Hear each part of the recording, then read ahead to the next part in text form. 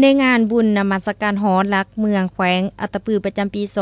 2026 ที่พวมดำเนินไปอย่างเบิกบานมวลซืนในขณะนี้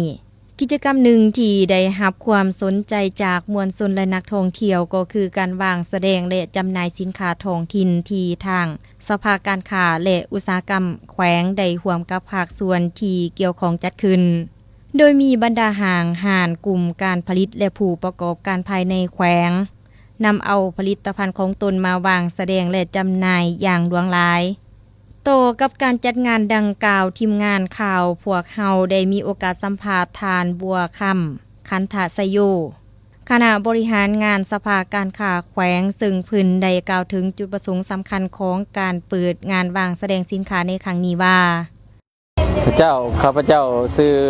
บัวค่ำคันธสโยเป็นคณะบริหารงานสภาการค้าและอุตสาหกรรมแขวงอัตตปือเนาะโดยได้รับมอบหมายจากคณะนำของสภาการค้าและอุตสาหกรรมแขวงอัตตปือให้มาบอกข่าวเนาะต่อพ่อแม่พี่น้องประชาชนชาวค้าขายและบริษัทห้างที่สนใจอยากเอาสินค้าของบรรดาทานมาวางแสดงในตลาดวางแสดงสินค้าของสภาการค้าและอุตสาหกรรมแขวงอัตตปือในครั้งนี้เนาะจุดประสงค์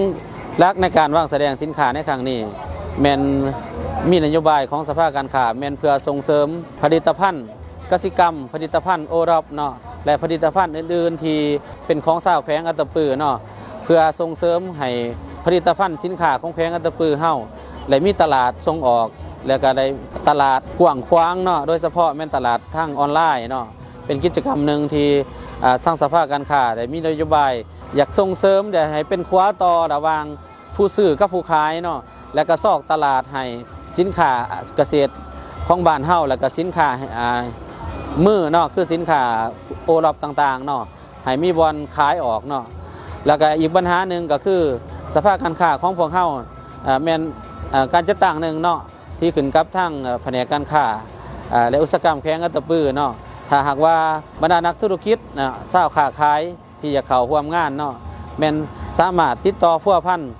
กับพวกเฮาได้เนาะซึ่งห้องการของพวกเฮาตั้งอยู่วันพ้นสว่างเมืองสมัคคีไส้แขวงอัตตปือเนาะติดต่อเบอร์โทรได้ที่02022292099เนาะจุดประสงค์หลักๆของการเปิดงานวางแสดงสินค้าภายในแขวงติดพันกับงานบุญนมัสการหอลักเมืองประจำปี 2026 นี้ก็เพื่อเป็นการสูบอยู่และส่งเสริมผลิตภัณฑ์ท้องถิ่นสินค้ากสิกรรมหัตถกรรมและสินค้าโอดอปของแขวงอัตตปือพวกเฮาให้เป็นที่รับรู้อย่างกว้างขวางอันที่2แม่นเพื่อสร้างโอกาสและเปิดช่องทางการตลาดให้ผู้ประกอบการชาวเกษตรกรได้มีสถานที่จำหน่ายสินค้าซึ่งจะเป็นการสร้างรายรับและกระตุ้นเศรษฐกิจภายในแขวงพร้อมเดียวกันนี้ก็เพื่อเป็นการสร้างสีสันและบรรยากาศอันเบิกบานมวลซืนให้แก่งานบุญประเพณีอันสำคัญของแขวงพวกเฮาอีกด้วยสำหรับงานวางแสดงสินค้าดังกล่าวเมนจะเปิดให้มวลชนได้เข้าเที่ยวชมและสื่อหาไปจนถึงมือสิ้นสุดงานบุญนมัสการหอลักเมืองดังนั้นจึงขอเชิญส่วนพ่อแม่ประชาชนและนักท่องเที่ยวที่เดินทางมาร่วมงานบุญอย่าลืมแวะชมและอุดหนุนสินค้าของคนลาวเพื่อเป็นการส่งเสริมเศรษฐกิจและเป็นกำลังใจให้แก่ผู้ประกอบการภายในแขวงอัตตปือ